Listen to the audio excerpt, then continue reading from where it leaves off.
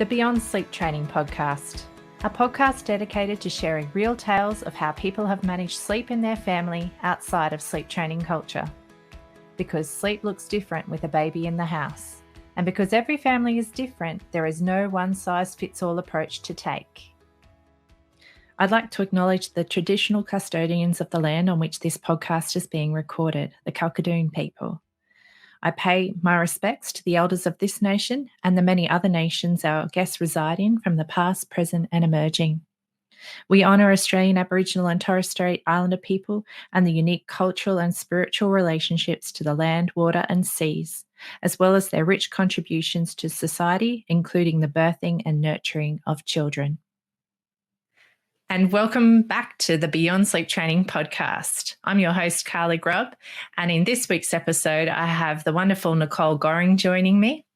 Nicole is one of the very original admins for the Beyond Sleep Training Project group, and Nicole and I actually got to know each other online before the project had even begun because we had started blogging around the same time. Yeah, we did. Yeah, and Nicole's writing really caught my eye because she was somebody who was also quite outspoken about sleep training culture. I can hear lots of noise in my house. I'm sorry for the background. It's a public holiday here. And so, yeah, it's going to be a noisy episode. I think they're playing out there. And yes, so Nicole had started blogging and I just love the way that Nicole can hammer home some truths. We had quite different experiences, though, that were leading us into a very similar path in terms of things that we talked about. But it was actually through a different group called Co-Sleeping, I think, that we actually met each other. And we had similar ideas for the need for a peer support group or a space to tell the stories of people who weren't sleep training. And so Nicole's been a fabulous person to have around our group and to be able to bounce ideas off. One of the smartest people I know. So thank you very much for being a guest, Nicole. You're very welcome. And you're a teacher by trade. Yes. I am. And you now run a small independent school down in Brisbane? It's not a school. It's a homeschooling support co-op thing. It's kind of hard to explain because we're kind of the only one that there is in Brisbane, so we don't really fit into anything that people recognise easily. But, yeah, we provide a drop-off service for homeschooling families up to 3 days a week. So, yeah. Very cool. Very cool. All right. But we are here today to hear more about your journey beyond sleep training with your family and your experiences around sleep without sleep training. So without further ado, would you like to talk to us about your little crew? Sure. So I have 3 kids now. One, 13. She's my stepdaughter. My son, Callaghan, who's 8, and Theo, who is 1 and a bit now. So I spent the first, 4 years of Callaghan's life as a single mum, and then repartnered and now get to enjoy the benefits of having a hands-on dad, which is great, much better in a lot of ways. So Callaghan was very much a refusing to sleep child. He still is, quite honestly. He struggles to get to sleep before 10:30 at night, every night, and has done his whole life. But he's also the third in my family to be like that. I was the same, and my aunt was the same. So quite early on, I knew that it wasn't something that was wrong with him or with my parenting as such. It was just something that was going to be his way.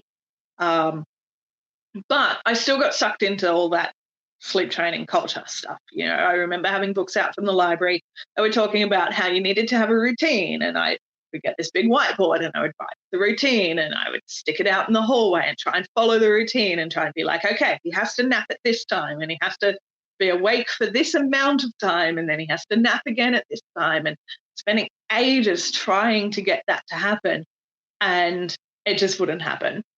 And even as a really young baby, like maybe 6, 7 months old, maybe even earlier than that, if I tried to implement some sort of pre-nap routine, he would figure it out within a day. And he would just scream and scream and scream the second he started trying to do that thing. So I actually ended up spending most of the first 2 years of his life trying to trick him into sleeping by doing something different every time. Because if he cottoned on to something like even just doing nursery rhymes and stuff, if you'd done that a couple of times before asleep, then he would be like, no way, I'm not doing nursery rhymes, even just reading them as a book. Or it was like, no, I'm not having a bar of this because this means sleep. So we had a long time where we had to just kind of not read a nursery rhyme book for ages. And then, so I'd be like having to try and do something slightly different. And then he got to this point where he would just scream the second he walked into a bedroom, even if it wasn't my bedroom. You walked into a room that had a bed in it, he would freak out. And it's kind of strange because we hadn't, I was trying to push the routine thing, but I never did any sort of responsive settling or cry it out or anything like that. I was literally just trying to get him to nap on a schedule with me. But yeah, even just that was just not something that he was prepared to do. And that was enough to raise his stress levels. Yeah. And quite strongly. I do wonder how much of it was kind of, I did sleep with him most of the time, but I was also falling for that trap of you should be able to roll away and you should be able to go and leave them. And so I was trying to do that too. So I'd have him fall asleep with me and then try and sneak away. And then he'd wake up and be like, where are you? But I don't think I was doing that all the time. I think that came kind of later in the process, that at first I was just trying to push this routine thing. Anyway, so I remember saying something to my ex's aunt, who's the lactation consultant. She was, being my lactation consultant at the time. And she was like, oh, well, I can get you a referral to Ellen Barron if you want. And then some of the other ladies from my mum's group were going. And so I was like, okay, I'll just wait and see what happens with them and then decide whether I want a referral or not. So they went, and I think it was while they were there, I was at my sister-in-law's house, and she had a copy of Pinkie Mackay Sleeping Like a Baby on her bookshelf. And I picked it up and started reading it while we were there, and then asked her if I could borrow it, and read that. And that was game-changing. And then by the time these friends got back from sleep school, I asked them what it was like at sleep school, and they were explaining the process and stuff. And I went, no, I don't want to do that. That's not the path that I want to take.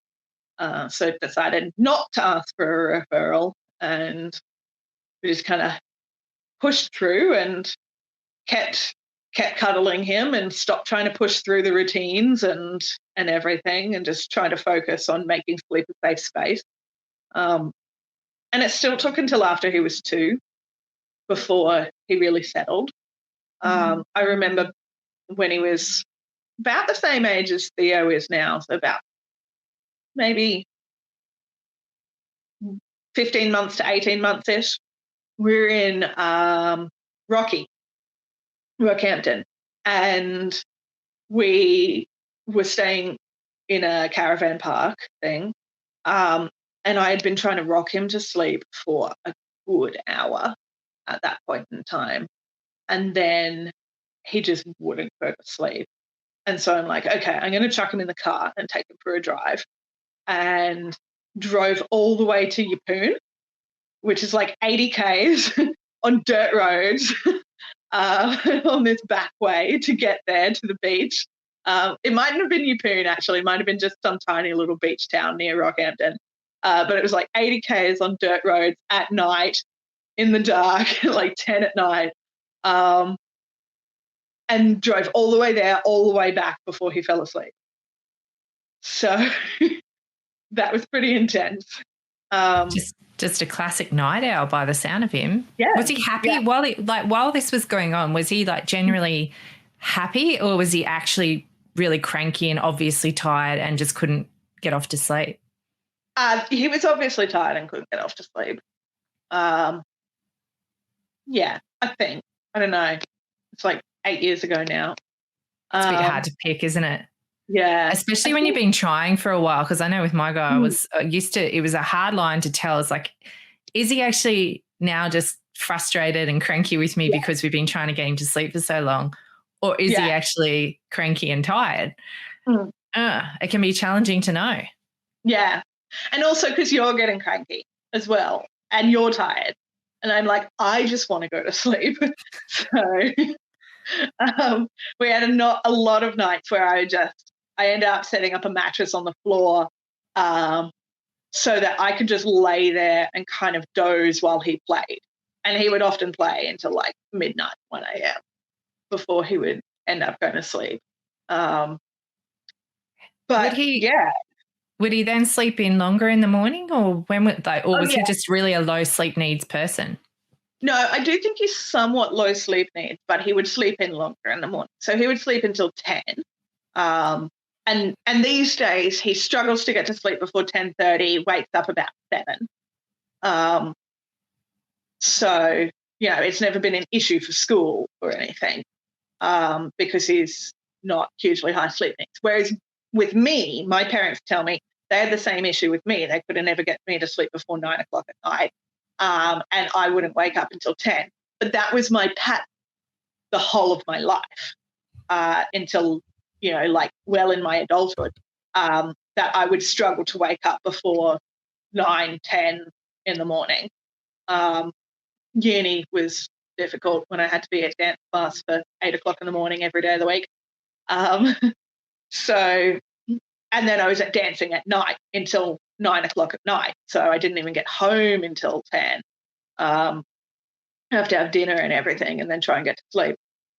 And then my aunt had been the same. I don't really know much details of her, what she was like in terms of how much sleep needs she had. But yeah, so it's definitely this consistent pattern, but he's got lower sleep needs than what I had as a baby. It's really interesting when you start to pick the pattern as well, and you can still see, even though there's like some similarities, he's still got his own pattern as well. And so how did you go in terms of your weariness and keeping up with this baby who didn't seem to need much sleep? How are you faring? I mean, it was difficult at night time because it'd be like 1 o'clock in the morning and he wasn't asleep. But co-sleeping helped so much because then I didn't have to get up to feed him and everything. And then I would nap with him in the day. So when he did eventually nap, I would nap too. So I catch up on my sleep that way. I mean, I guess I was privileged in that sense that I wasn't working at the time, so I didn't have to. If I was trying to work at the time, I don't know how we would have worked that out. I didn't have any overnight help. Like, I was living with my mum, but my mum's on medication was on medication at the time that knocked her out completely once she took it, and she had to take it every night. So, overnight was completely on me. But during the day, if I really needed to, and he wouldn't nap, then she could look after him for a while and I could get a nap. So that helped. Yeah. Having that support makes a massive difference, especially when you've got, especially because it's like you say, it's so contingent on the day, isn't it? It was similar for my guy with that. If if you're lucky enough that they're going to have a nap, then you might get some rest in. But some days it just doesn't work out like that. And some days you're probably okay with that. And then other days you really, really need it. So, that's an interesting take on it. And so round 2, he started to, was it just that he started to sleep more easily, or how did it change when he was around 2? He didn't start to sleep any more easily. He just had the ability to tell me what was going on. It was probably 2.5, really, by the time he had the words. But he could tell me that he couldn't shut his brain off, and that was what was stopping him from being able to sleep. And that's still what he complains about, is that he can't get his brain to shut down.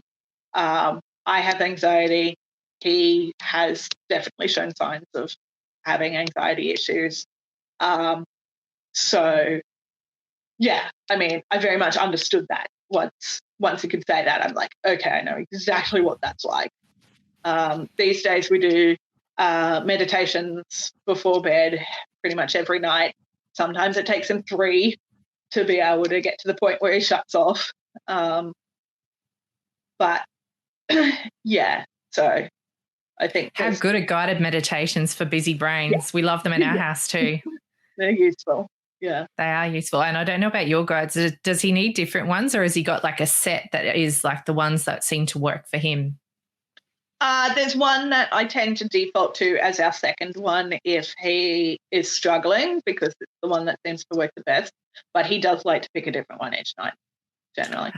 See, it's interesting because my guy, he finds it stressful to listen to too many different types of ones, because then his brain is paying too much attention to the meditation. It's almost like he needs the slightly familiar, like he's got like a bit of a repertoire that we listen to on rotation.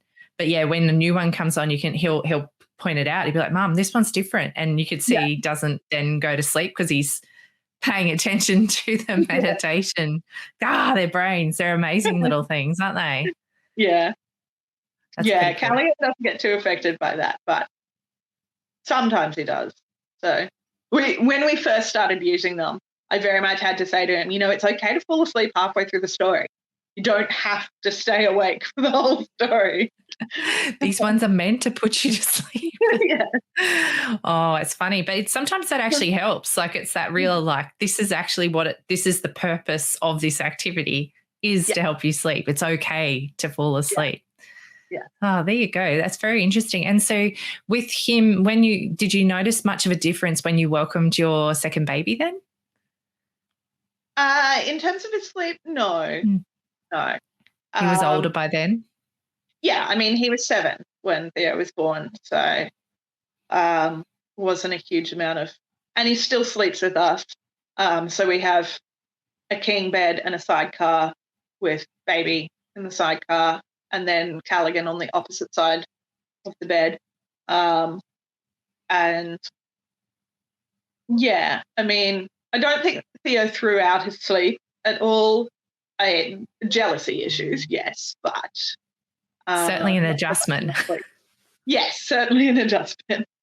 But mostly I would say that having much older kids and a big gap has been pretty great, because I get a lot more help with having a baby, and they're a lot more able to logically understand that, he's not trying to get in their way or annoy them or disrupt their things or whatever. It's just that he doesn't understand. So that's actually a bigger age gap seems to be a perk for lots of families. So with him now, so once as he got older, he still has trouble with his brain like quietening down so he can actually get off to sleep. But does he then seem to sleep quite well once he's asleep, or is it still quite disruptive for him as well? No, he sleeps quite well once he's asleep. And he always has slept quite well once he's asleep. Like even as a baby, once he got to sleep, he was fine. And throughout the night, he would, stir for milk, but you'd boob him and he'd be back to sleep. So he didn't wake a lot during the night. It wasn't like we had to repeat this process of trying to get him to sleep 4 times a night or anything. It was just getting to sleep in the first place that was really difficult for him, and still is. And then he had ENT issues. So he was getting bad quality sleep for a long time because he wasn't breathing well. And honestly, I still suspect there's more going on there. But we haven't managed to get it sorted out yet. But yeah, he sleeps through fine.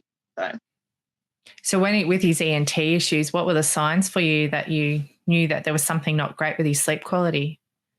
Snoring, lots of snoring. So, and coughing all the time. So he still has what's called allergic rhinitis, hay fever, but to dust mites. So all the time, every day.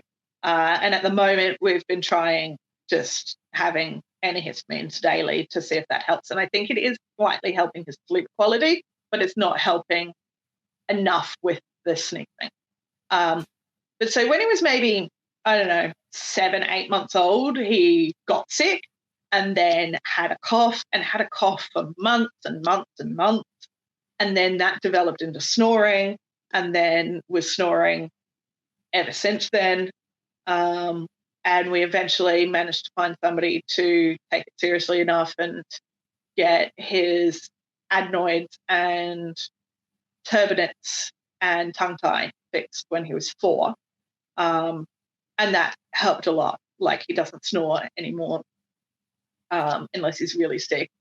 But the breathing, he's still definitely got breathing issues. Still sleeps with his head pushed back. And when he's sick, you can still hear that his breathing's not quite right.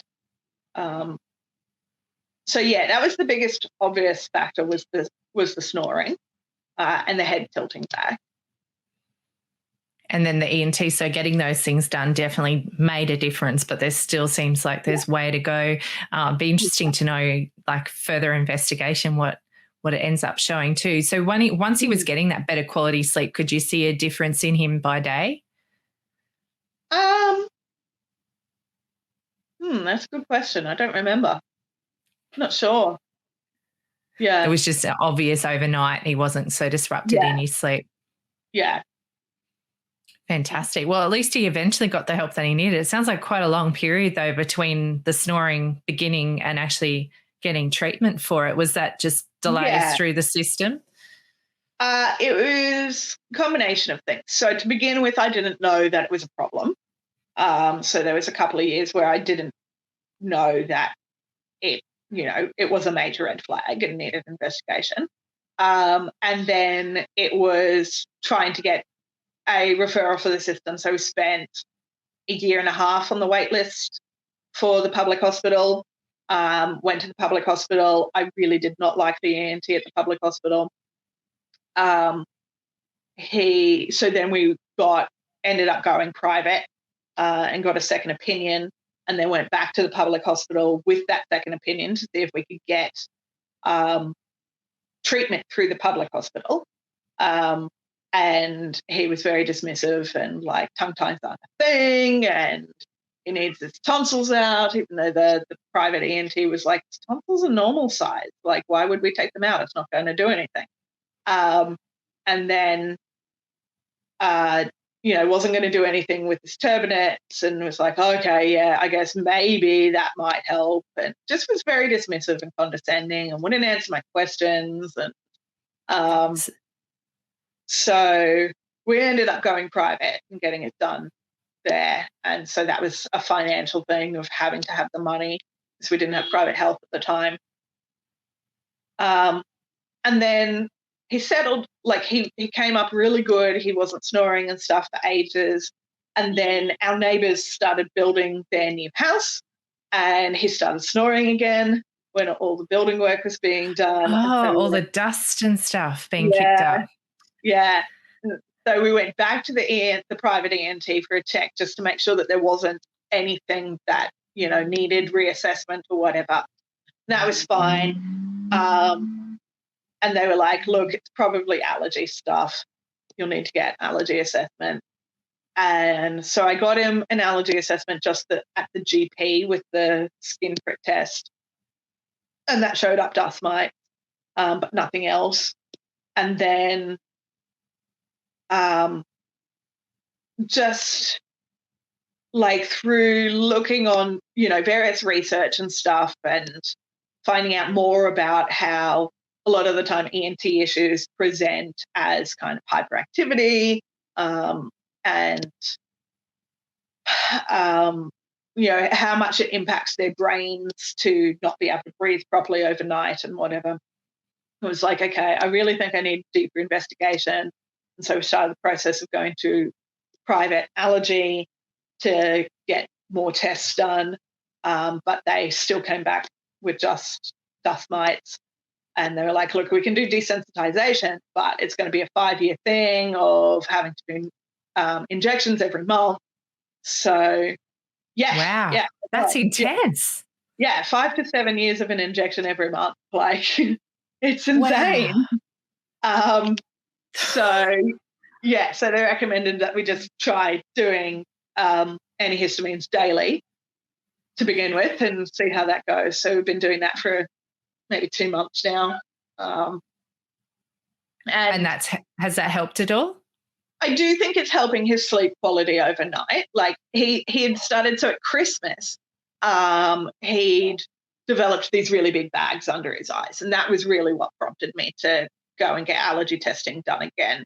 But it does seem to have helped a little bit with that. It does seem to have helped a bit with his sleep quality at night, but it's not helping with his daytime symptoms at all. So our next step is to get blood workup done and see if it's iron deficiency as well or something like that might be causing these big bags under his eyes. Oh my gosh, so there's a fair bit to investigate then. I'm just having a look at the time and we're getting close to our 30-minute mark, but I was wondering, like, out of all of this conversation then, if there's a tip you'd like to share with other parents if they're wondering what you would like to tell them about. Yeah, I guess 2 tips. One, my first tip that I was planning on saying would be don't try and push independent sleeping. Like that was my big regret with him, was trying to do this whole put him down, get him to sleep, sneak away thing. I think that just made things worse for him.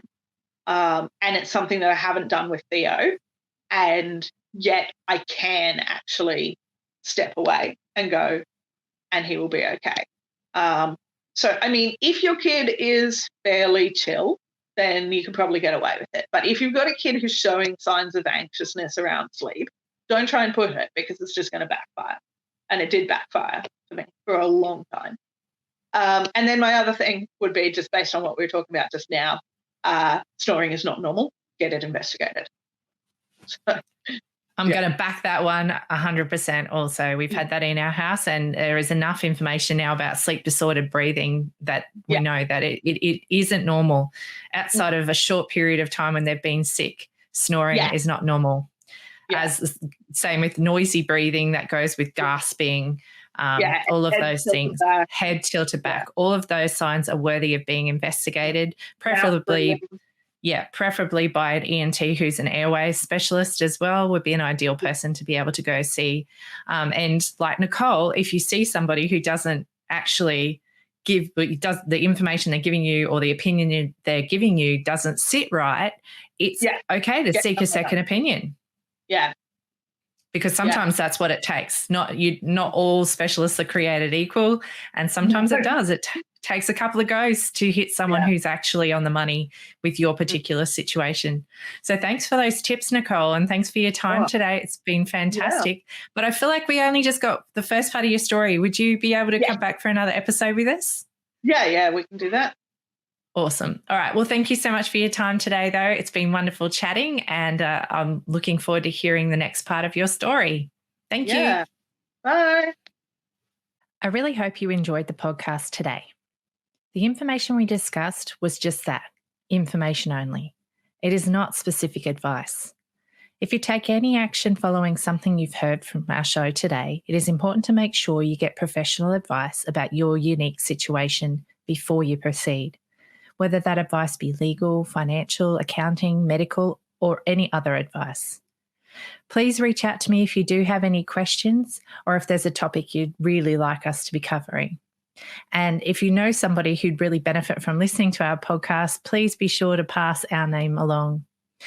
Also, check out our free peer support group, the Beyond Sleep Training Project, and our wonderful website, www.littlesparklers.org. If you'd like even more from the show, you can join us as a patron on Patreon, and you can find a link for that in our show notes. If listening's not really your jam, we also make sure we put full episode transcripts on our Little Sparklers website for you to also enjoy, and fully captioned YouTube videos as well on our Little Sparklers channel. So thanks again for listening today. We really enjoy bringing this podcast to you.